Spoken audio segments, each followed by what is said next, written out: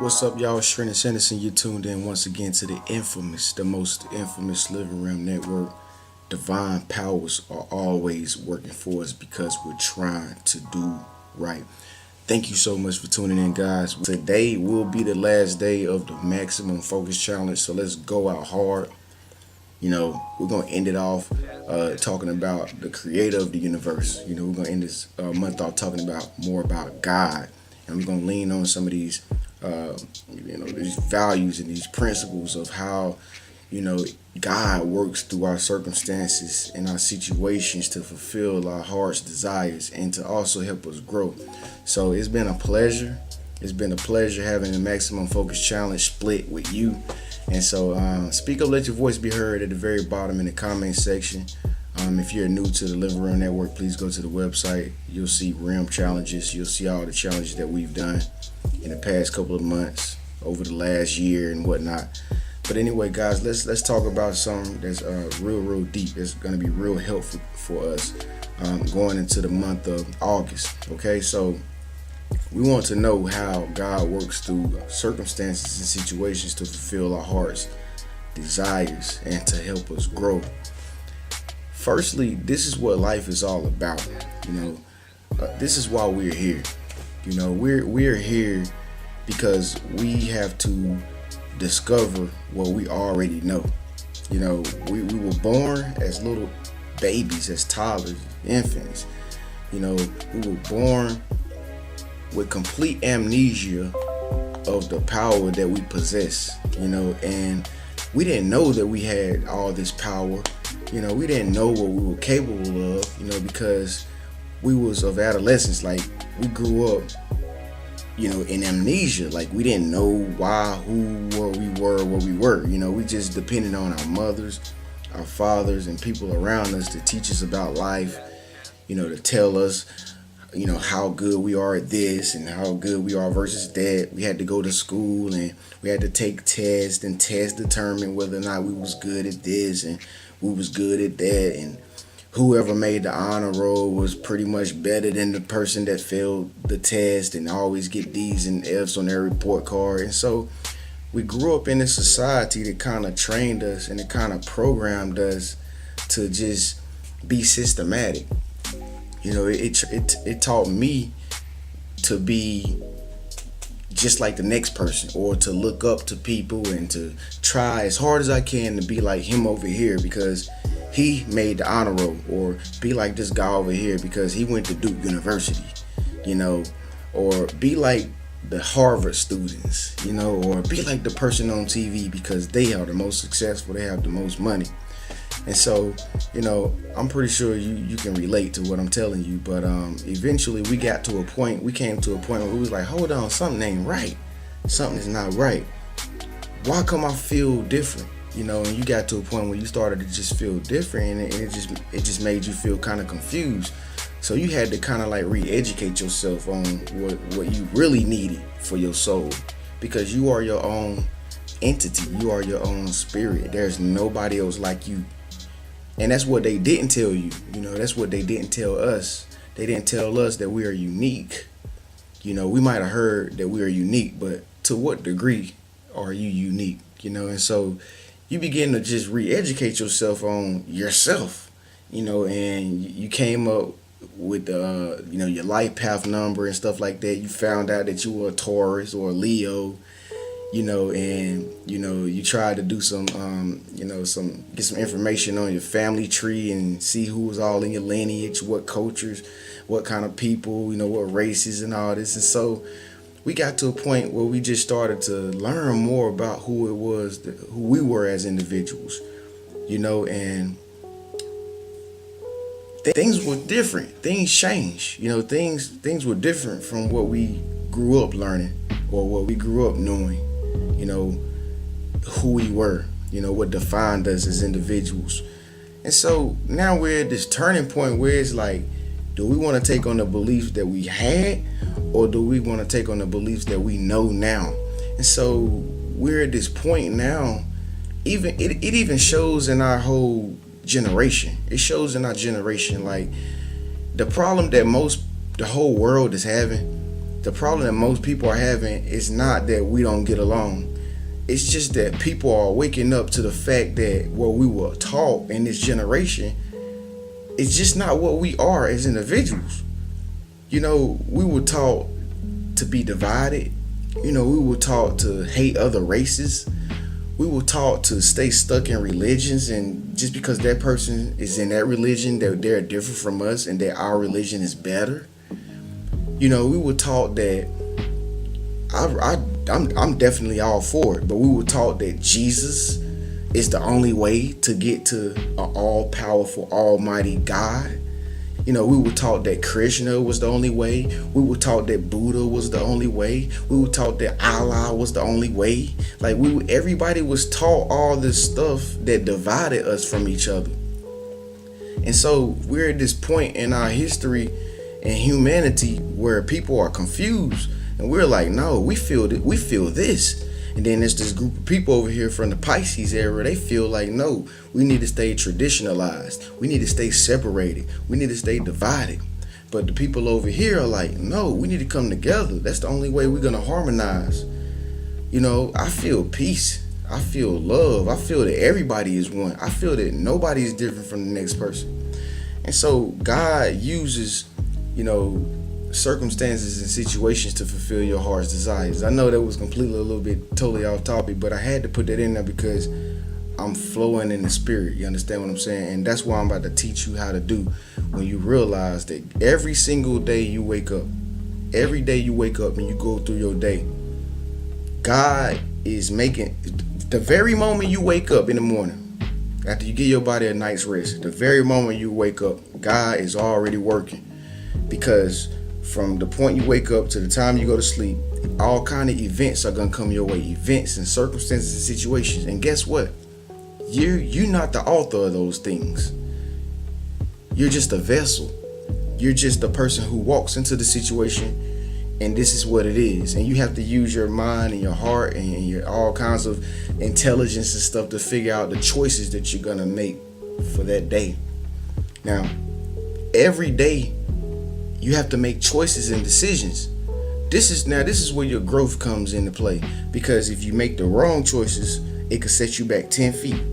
But who knows what the wrong choices are until you experience the effect of what you caused to happen. See, this is growth. This is growth. The whole time, all throughout life, what you're trying to accomplish is figuring out what's best for you and who you are. See, we are so unique and so powerful. We don't even know our own abilities as human beings. There's so many talented people all over the world. All of us are talented and gifted.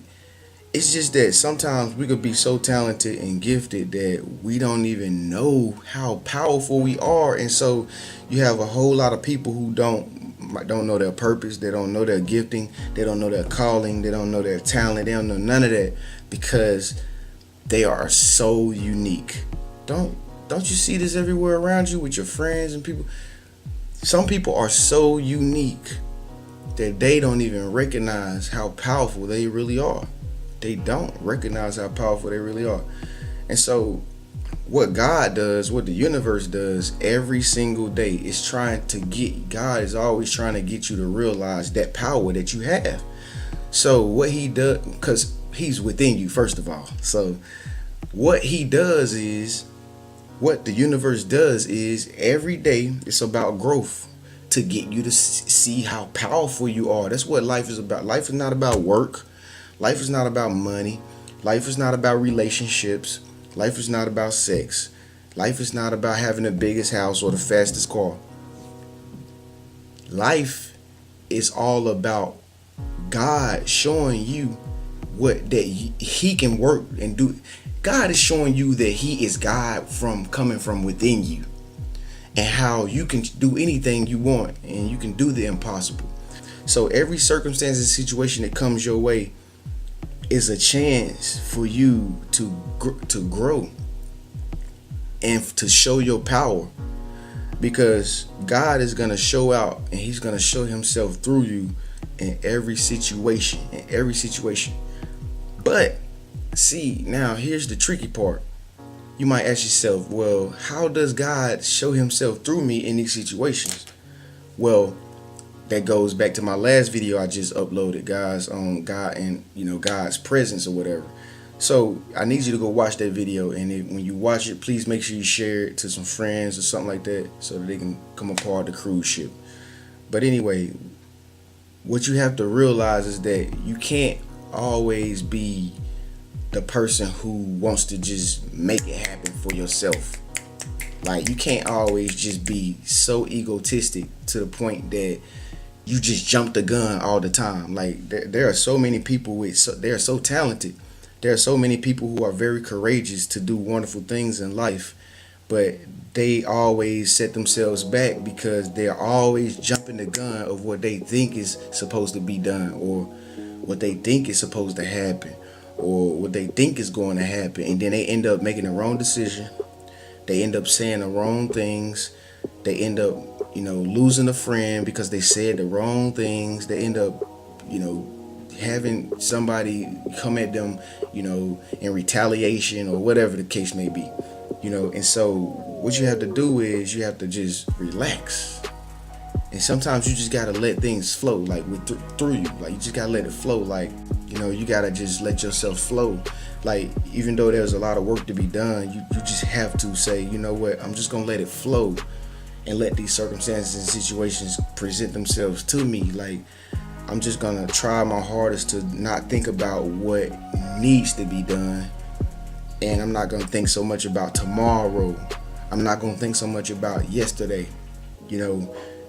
When you're dealing with these circumstances and situations, in order to get God to flow through you in that moment, you have to lose yourself in that moment. Like, most people make the decisions that they make and the choices they make every day based on something they heard yesterday. So they'll say something from yesterday, or they'll, in the heat of an argument, this couple can't get over a problem because he is still bringing up stuff that happened last week.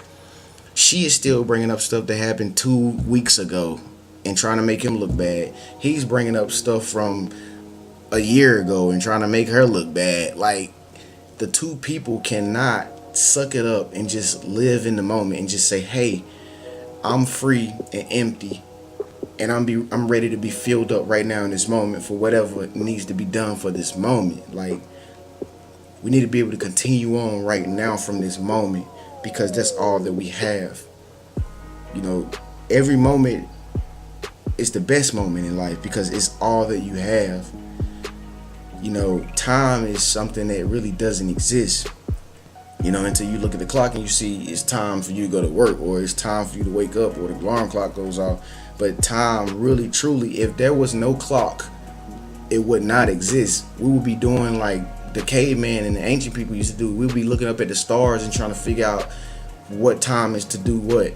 You know what I'm saying?